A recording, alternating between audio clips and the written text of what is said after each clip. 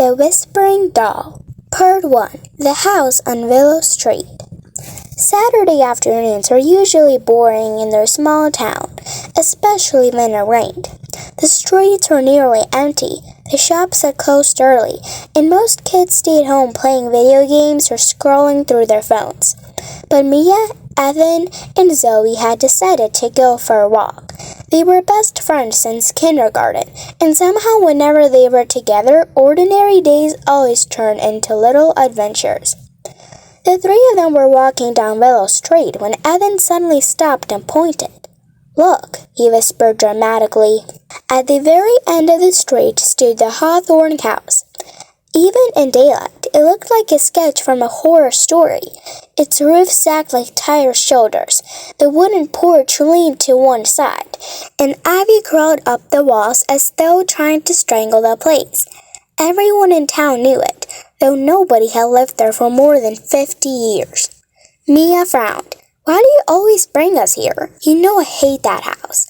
"Because it's fun," Evan replied, his grin stretching wide.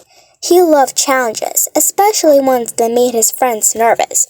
"Come on, don't you ever wonder what's inside?" Zoe adjusted her glasses and stared at the crooked iron gate.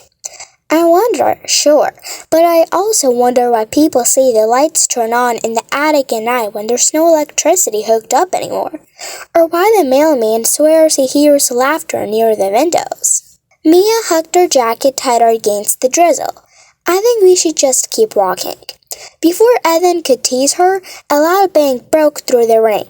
One of the upstairs shutters had slammed shut, hard. The air was still, no wind at all. The three of them froze in place.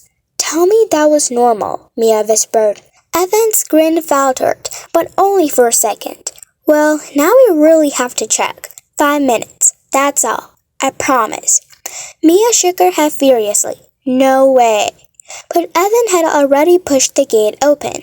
It squeaked like something alive, complaining loudly as it swung.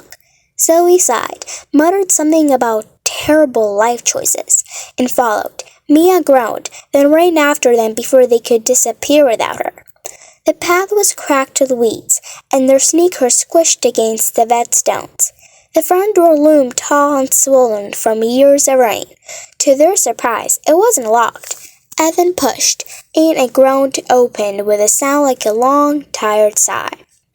Inside, the air smelled of mold and dust. Shadows clung to the corners, and flakes of wallpaper peeled away from the walls like curling fingers.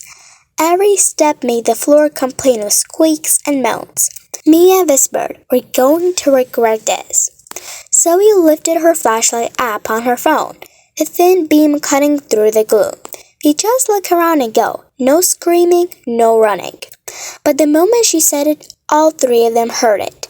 A sound, faint, like someone whispering, and it was coming from upstairs.